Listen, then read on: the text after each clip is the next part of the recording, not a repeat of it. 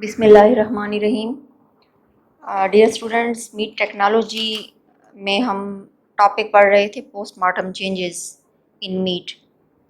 तो उसमें हमने जो स्टार्ट में था homeostasis, postmortem glycolysis, rigor mortis, ये हमने स्टडी कर लिए थे। और नेक्स्ट हमारे पास जो रिमेनिंग पोस्टमार्टम चेंजेस है वो हम अभी स्टडी करेंगे। रिगर मोर्टिस के बाद जो इम्पोर्टेंट चेंज मीट के अंदर आता है वो है loss of protection from invading micro organisms. Animal जब स्लॉटर होता है तो ड्यूरिंग पोस्टमार्टम पीरियड जो बॉडी का डिफेंस मैकेनिज्म है वो स्टॉप हो जाता है। डिफेंस मैकेनिज्म या इम्यूनिटी क्या है? जब तक इंसान, चाहे वो ह्यूमन हो या एनिमल हो, ये जब जिंदा होते हैं तो इनकी बॉडी का एक नेचुरल मैकेनिज्म जो है वो चलता रहता है, जिसे हम डिफेंस मैकेनिज्म कहते हैं या इम्यून सिस्टम कहते हैं। ठीक है। डेथ की सूरत में या जिस तरह से एनिमल की हम स्लॉटरिंग करते हैं, ये डिफेंस मैकेनिज्म जो है ये सडनली स्टॉप हो जाता है। जैसे ही ब्लीडिंग होती है, जैसे ही ऑक्सीजन की सप्लाई नर्वस सिस्टम को स्टॉप होती है, साथ ही जो मेम्ब्रेन प्रॉपर्टीज़ हैं वो अल्टर हो जाती हैं और conversion of muscles to meat जो है ये स्टार्ट हो जाता है। ठीक है। इसके साथ ही जो है जो हमारी बॉडी प्रोफाइल है, एनिमल की बॉडी प्रोफाइल है, वो भी साथ ही कन्वर्ट होना शुरू हो जाती है।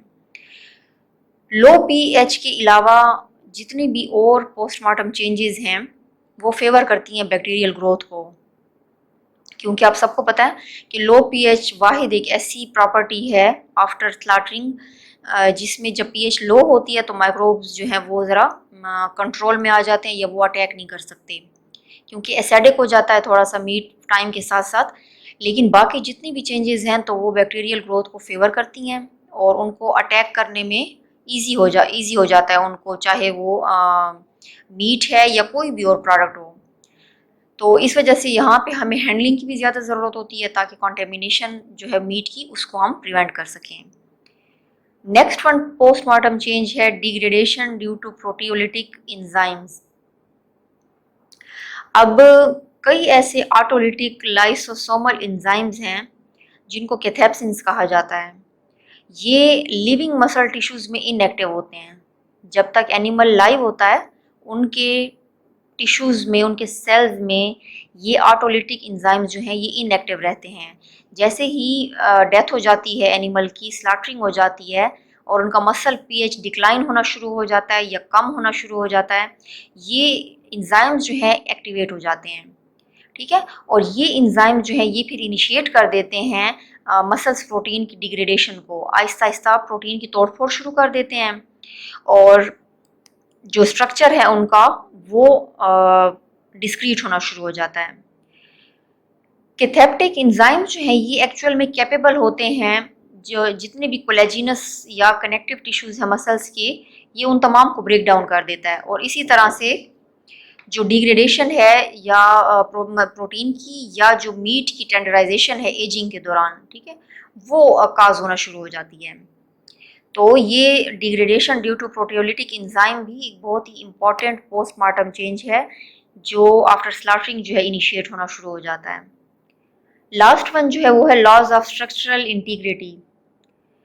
पोस्टमार्टम चेंजेस में एक इम्पॉर्टेंट चेंज ये भी है कि एनिमल की जो मसल स्ट्रक्चर्स हैं उनकी जो इंटैक्टनेस है या इंटीग्रिटी है उसमें कमी आना शुरू हो जाती है या वो लॉज होना शुरू हो जाते हैं। मेम्ब्रेन प्रॉपर्टीज़ जैसी चेंज होती हैं, साथ ही मसल्स प्रोटीन डिग्रेड होना शुरू हो जाते हैं। जो मायोफिब्रिलर स्ट्रक्चर है प्रोटीन का, उसमें प्रोग्रेसिव डिस्ट्रप्शन शुरू हो जाती है। ठीक है। और इसमें जो बेसिकली जी लाइन स्ट्रक्चर होता है ना प्रोटीन का, रिगर मोर्टस की वजह से वो जी लाइन स्ट्रक्चर डिसइंटीग्रेट होना शुरू हो जाता है।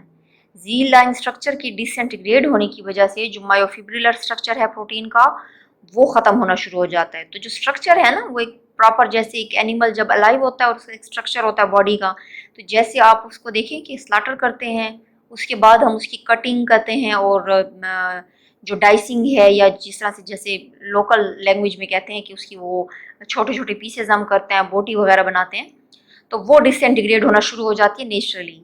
ठीक है। और रैपिड डिक्लाइन जो मसल्स पीएच की है वो भी जो कोलेजिनस टिश्यूज़ हैं या कनेक्टिव टिश्यूज़ हैं प्रोटीन के, उनकी भी डीनेचरेशन इसी की वजह से होती है कि मसल्स पीएच जो है वो कम होना शुरू हो जाती है।